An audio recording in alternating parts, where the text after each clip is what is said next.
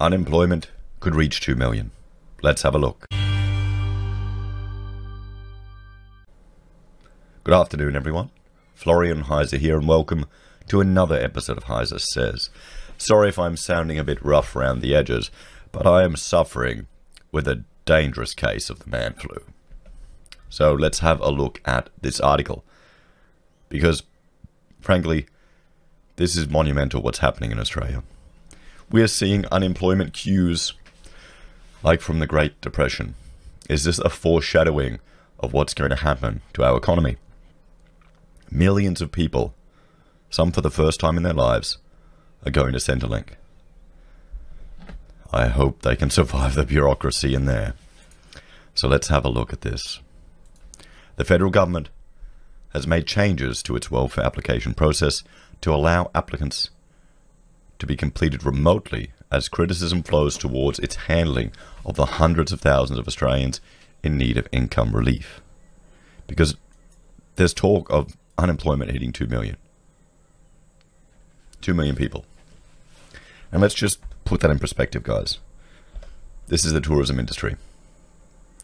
It employs 666,000 Australians. It's pretty much gone now.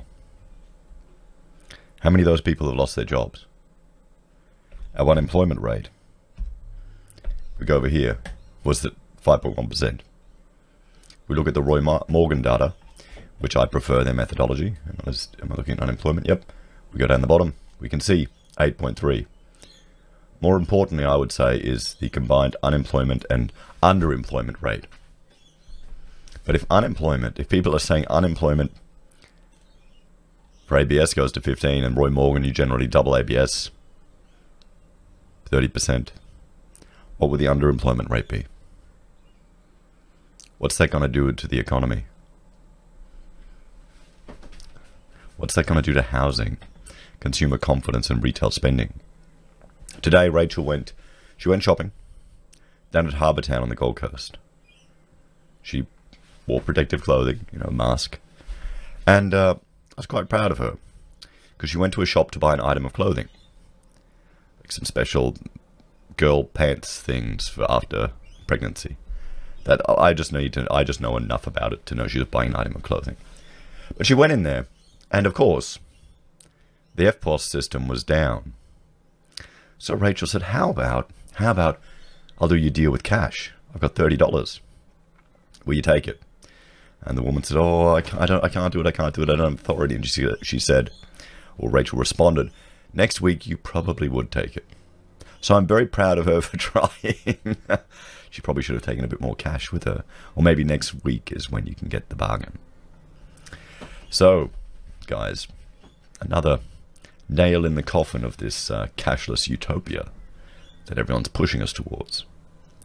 So, applicants will no longer be required to visit a Centrelink site to prove identification, while the MyGov website has had its capacity lifted from 50,000 visitors to 150,000 after the site crashed on Monday under the volume of the suddenly unemployed.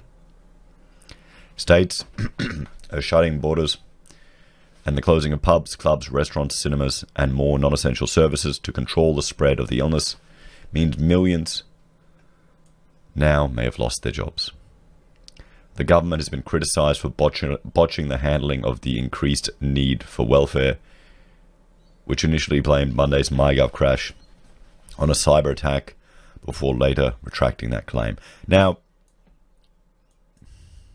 I don't know how you'd take that. Would they have anticipated?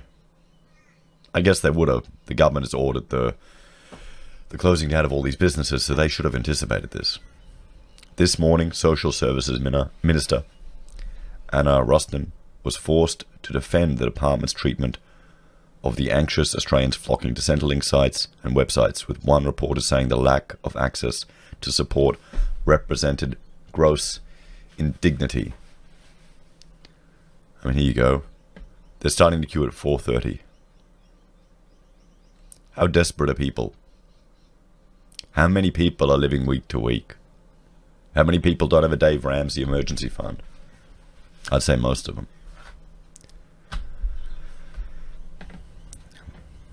How many people trust the government to take care of them? We certainly understand that yesterday was an extraordinary spike in the number of people that were looking to use the service, and overnight Sunday night, the minister told reporters. This is an unprecedented situation. It is moving very rapidly. It is moving unpredictably. And we are doing everything that we can to make sure that we keep ahead so that we can minimize the impact that we are seeing on Australians. Senator Ruston said, the changes mean those needing welfare support will no longer have to line up on the street. You can do it over the phone, she said. We don't want people attending Centrelink sites in person. The minister also confirmed the $5.50 supplement will be extended to youth allowance students and apprentices.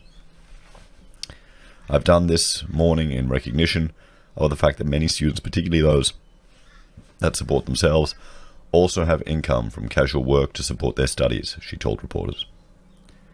These are the kinds of people, for instance, people from the regions who go to the city to study to become doctors and nurses and teachers, who find themselves having to rely on their own income to support themselves through study, while the government provides them with the study allowance. It also might be older people coming back into the workforce who would like to do some study, and they might have families. Opposition leader Anthony Albanese said, today the lines outside Centrelink are longer than they were yesterday. Speaking to reporters in Canberra, Mr Albanese described constructive suggestions Labor had made to tweak the government's illness assistance package to ensure people don't fall through the cracks.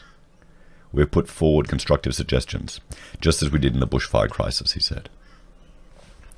The fact that many of them have been adopted is a good thing.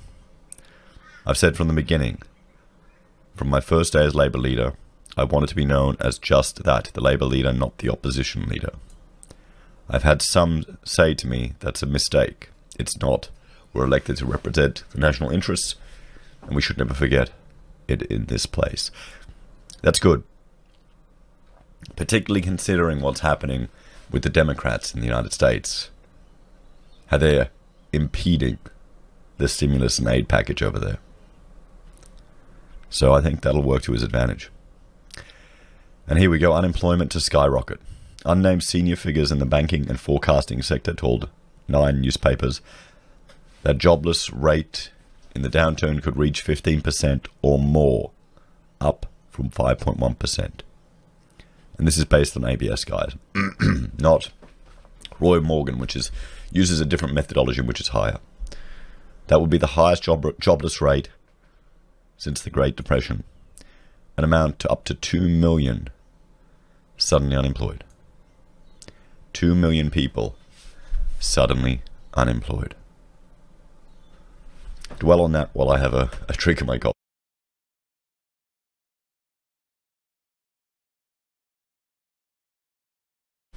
That's a big number, guys. JP Morgan has predicted the nation's economy in the second quarter to retract by nearly 10%, which it said would lead to an unemployment rate of 11%.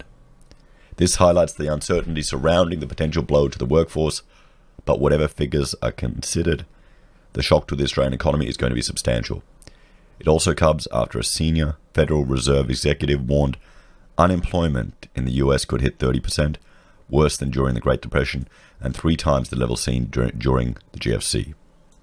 That could lead to an unprecedented 50% drop in GDP, or a $2.5 trillion hit to the world's largest economy. 50%. 50%. Does everyone think it's all still going to return to normal? The grim predictions explain the long lines snaking from Centrelink doors across the country, as Senator Ruston appealed to desperate Australians to hold off contacting welfare when she appeared on Nine's Today show this morning. We clearly understand the distress that this illness is causing, she said. We're asking for patience and calm. What we saw yesterday was heartbreaking. The MyGov online portal crashed on Monday after it was overwhelmed by people trying to access it. The government said the site could only handle 55,000 visitors at one time during the increased traffic, but numbers spiked to almost 100,000. On a normal day, visitors are just 6. The volume of traffic was so high, Government Services Minister Stuart Robert initially claimed hackers were responsible for crashing the website. Senator Rustin said there was no excuse for what happened. Well, see, this is the thing. That's a denial of service attack. That would be your first response. If you get nearly 10x your normal, well, more than 10x, 20x your normal daily traffic, that would be the initial response from your IT people. Someone must be doing a denial of service attack on us.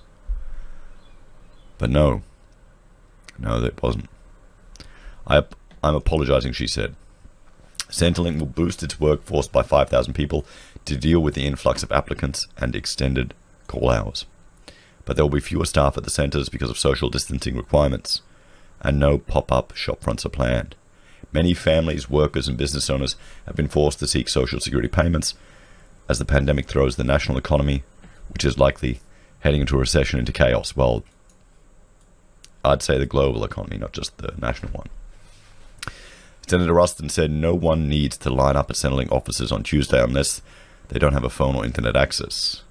Labour frontbencher Tanya Blibazek said the government should have planned better and made sure the system was up to the task.